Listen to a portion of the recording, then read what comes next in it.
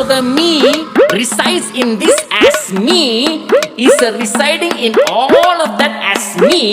So that me through this me talking to me. Om Vajaraganam Ranjitaragam Ranaganagatham. Om Vajaraganam Ranjitaragam Ranaganagatham. Om Vajaraganam Ranjitaragam Ranaganagatham. Vajaraganam Ranjitaragam Ranaganagatham.